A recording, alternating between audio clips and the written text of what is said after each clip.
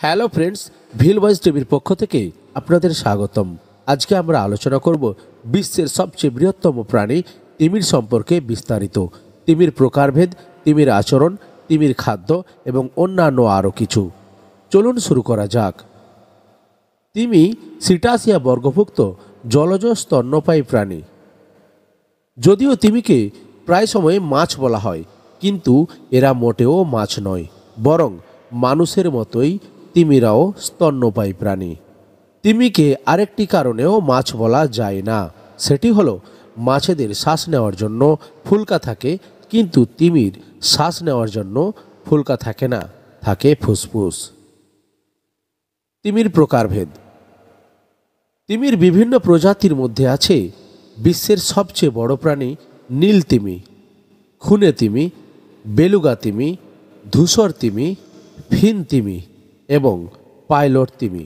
যদিও পাইলট তিমিকে ভালো নামে ডলফিন ডাকা হয়।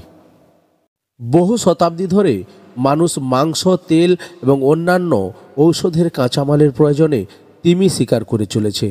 বিংশ শতাব্দীর ব্যাপক নিধনযজ্ঞে তিমির বেশ কিছু প্রজাতি গভীরভাবে বিপন্ন হয়ে পড়েছে। তিমির আচরণ।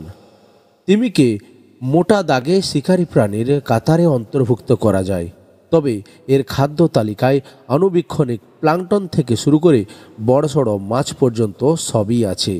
এছাড়া তিমি দিনে প্রায় 3 থেকে 4 হাজার কেজি ছোট চিংড়ি জাতীয় krill খেয়ে থাকে। স্তন্যপায়ী বিধায় তিমির নিঃশ্বাস নেওয়ার জন্য অক্সিজেনের দরকার পড়ে, আর এজন্য তিমিকে পানির উপরে বা জলের উপরে ভেসে উঠতে হয় মাঝে মধ্যেই। এ কাজটি তিমি তার সুবিশাল নাসারন্ধ্রের মাধ্যমে সম্পন্ন করে। অনেক তিমি আবার জলের উপরে ভেসে ওঠে, জলক্রীড়া ও লেজ দিয়ে জলে আঘাত করার খেলায় মেতে ওঠে। তাদের পরিপার্শ্বিক কারণে তিমির শ্বাস প্রশ্বাস প্রক্রিয়া অনেক প্রাণীর থেকেই ভিন্ন। তিনি নিজেই ঠিক করে যে কখন শ্বাস গ্রহণ করবে।